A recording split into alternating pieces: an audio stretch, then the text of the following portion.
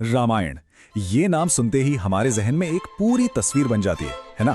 दुनिया के सबसे महान महाकाव्यों में से एक। लेकिन आज हम सिर्फ उस प्राचीन कहानी को दोहराने नहीं वाले। नहीं, हम ये समझने की कोशिश करेंगे कि हजारों साल पुरानी ये कहानी आज भी इतनी भावनाओं, इतने विवादों को जन्म क्यों देती है। क्या होता है जब एक प्राचीन कथा, एक पवित्र कथा आज के मॉडर्न दौर से टकराती है। चलिए इसी सवाल का जवाब ढूंढते हैं। और इस सफर की शुरुआत करने के लिए सबसे जरूरी बात समझनी होगी कि रामायण कभी भी एक अकेली पत्थर की लकीर जैसी कहानी नहीं रही। महान विद्वान ए.के. रामानुजन ने एक बहुत गहरी बात कही थी। उन्होंने कहा, जितने कथावाचक हैं उतनी ही रामायण है।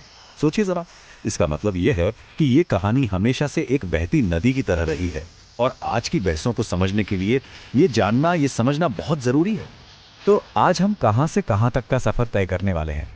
सबसे पहले हम इस महाकाव्य की जड़ों को समझेंगे, फिर इसकी मूल कहानी पर एक नज़र डालेंगे, उसके बाद बात करेंगे हाल में हुए एक बड़े विवाद की, फिर देखेंगे कि स्त्रियों के नज़रिए से इसे कैसे देखा जा रहा है, और आखिर में इस सवाल का जवाब खोजेंगे कि रामायण आज भी जिंदा क्यों है। चलिए शुरू करते हैं। देखिए, सबसे पहली बात, रामायण सिर्फ एक कहानी नहीं है, बिल्कुल नहीं। ये एक सांस्कृतिक मुहावरा है।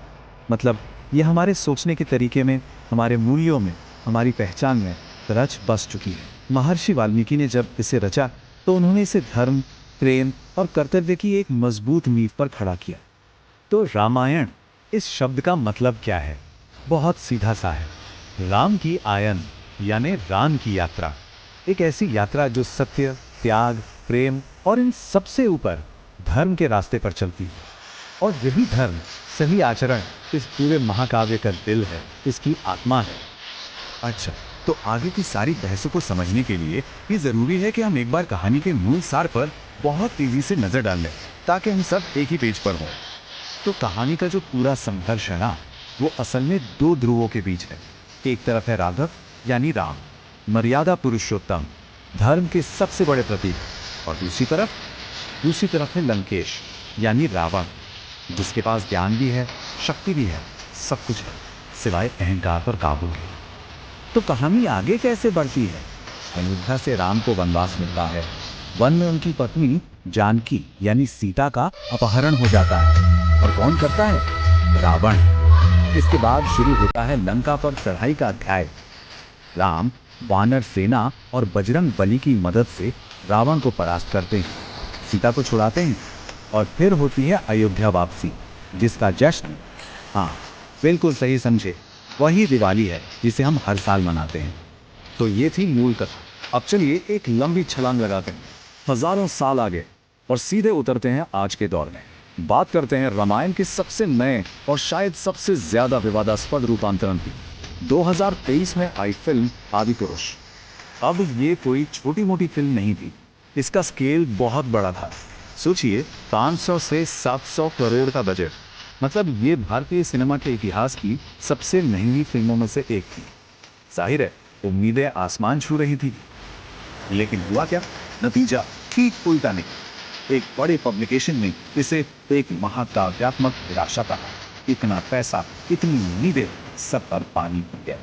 फिल्म ने दर्शकों और क्रिटिक्स दोनों को ही पूरी तरह निराश किया। तो सवाल यह है कि आखिर गड़बड़ हुई कहाँ? देखिए, आलोचनाओं की तो जैसे बाढ़ आ गई। लोगों ने कहा कि वीएफएक्स बहुत खराब है, स्क्रीन प्ले में दम नहीं है, लेकिन सबसे ज्यादा बवाल मचा डायलॉग्स पर। संवादों को सड़क छाप तक कह दिया गया। यही नहीं, किरदारों को जिस तरह दिखाया गया और कहानी में जो बदलाव किए गए, उस पर भी लोगों ने बहुत नाराजगी जताई। तो आखिर ये फिल्म इतनी बड़ी कंट्रोवर्सी बनी क्यों? बात सिर्फ एक खराब फिल्म की नहीं थी, नहीं, ये मामला बन गया था कलात्मक आजादी यानी आर्टिस्टिक लिबर्टी और एक पवित्र कहानी की मर्यादा के बीच टकराव का। एक सबसे बड़ा मुद्दा था रावण का लुक। देखिए, लोगों के जहन में रावण की एक तय छवि है, एक महान विद्वान, एक शक्तिशाली, भले ही अहंकारी राजा। लेकिन फिल्म में उसका दाढ़ी और नीले आई मेकअप वाला जो मॉडर्न लुक था, वो लोगों के गले नहीं उतरा। कई लोगों ने तो यहाँ तक कहा कि ये रावण कम और कोई ऐतिहासिक हमलावर ज्यादा लग रहा था। और फिर आए डायलॉग। ये दूसरा सबसे बड़ा विवाद था। सोचिए, एक तरफ देव पात्र हैं, महाकाव्य का माहौल है, और दूसरी तरफ उनके मुंह से ऐसे डायलॉग्स निकल रहे हैं जो आज की आम बोलचाल की भाषा के हैं। कई लोगों को ये बहुत ज्यादा अटपटा लगा। उन्हें लगा कि ये उन महान किरदारों का अपमान है। आज जब इतना बवाल हुआ तो फिल्म के डायलॉग राइटर मनोज मुंतशिर ने अपना पक्ष रखा। उन्होंने कहा, देखो, हमने रामायण नहीं बनाई, हम तो बस उससे प्रेरित हुए हैं। उनका तर्क ये था कि उन्होंने वैसी ही सरल भाषा इस्तेमाल की है जैसे घरों में दादी नानी कहानी सुनाती हैं। लेकिन ये दलील ज्यादातर लोगों को हजम नहीं हुई, क्योंकि उनके लिए रामायण सिर्फ कहानी नहीं है, ये आस्था का सवाल है। और इस कहानी की जड़ें कितनी गहरी हैं, इसका अंदाजा इस बात से लगाइए कि फिल्म ने एक इंटरनेशनल विवाद तक खड़ा कर दिया। हुआ ये कि फिल्म में सीता को भारत की बेटी कह दिया गया। इस पर नेपाल में हंगामा मच गया, क्योंकि सीता का जन्म स्थान जनकपुर नेपाल में माना जाता है। नतीजा ये हुआ कि काठमांडू में फिल्म को बैन कर दिया गया। सोचिए, एक डायलॉग और इतना बड़ा असर। तो चलिए अब आदिपुरुष के विवाद से थोड़ा आगे बढ़ते हैं, क्योंकि रामायण को नए तरीके से कहना या उसकी पुनर्कल्पना करना ये कोई नई बात नहीं है, ये सदियों से होता आया है। लेकिन हाँ, आज जो सवाल उठाए जा रहे हैं वो ज़रूर नए हैं, वो अलग हैं। और आज के दौर का शायद सबसे बड़ा सवाल यही है कि ठीक है, राम की कहानी तो सबने सुनी, लेकिन उन स्त्रियों की कहानियों का क्या? पिछले कुछ सालों में फोकस धीरे धीरे पुरुष किरदारों से हटकर उन औरतों की तरफ जा रहा है जिनकी कहानियां अक्सर अनसुनी रह गई।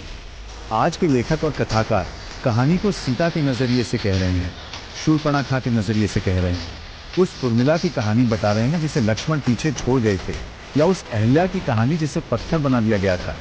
ये उन आवाज़ों को सामने लाने की कोशिश है जिनके दर्द, जिनके त्याग को पारंपरिक कथाओं में वो जगह नहीं मिली। और यहाँ एक बात समझनी बहुत जरूरी है, इन नई कहानियों का मकसद सीता को नकारना नहीं है, बिल्कुल नहीं, बल्कि जैसा एक स्कॉलर लिंडा हेज कहती हैं, ये पितृसत्ता की सीता को अस्वीकार करना है। मतलब सीता की उस छवि को चुनौती देना जो उन्हें सिर्फ एक आदर्श, चुपचाप सब कुछ सहने वाली पत्नी के रूप में देखती है। ये उन्हें उस फ्रेम से आज़ाद करने की एक कोशिश है। तो इतनी सारी बातें, इतनी बहसें, ये नए नज़रिए, इन सब से हम आखिर क्या समझें? ये सब हमें रामायण के बारे में असल में क्या बताता है? एक बात तो साफ है, आदिपुरुष पर जो जबरदस्त गुस्सा देखने को मिला, या जो ये नई नई क्रिटिकल कहानियां लिखी जा रही हैं, ये इस महाकाव्य के कमजोर होने की निशानी नहीं है, बल्कि ये इस बात का सबूत है कि रामायण आज भी जिंदा है। ये सिर्फ एक किताब में लिखी कहानी नहीं, याद है हमने शुरू में कहा था, ये एक सांस्कृतिक मुहावरा बन चुकी है, हमारी बातचीत का, हमारी पहचान का, हमारे समाज का एक जीता जागता हिस्सा। तो आखिर में सवाल यही बचता है कि जब इस महान कथा को आने वाले समय में एक नए दौर के लिए फिर से कहा जाएगा, तो हम अगली बार किसकी कहानी चुनेंगे और उसे किस अंदाज में कहेंगे?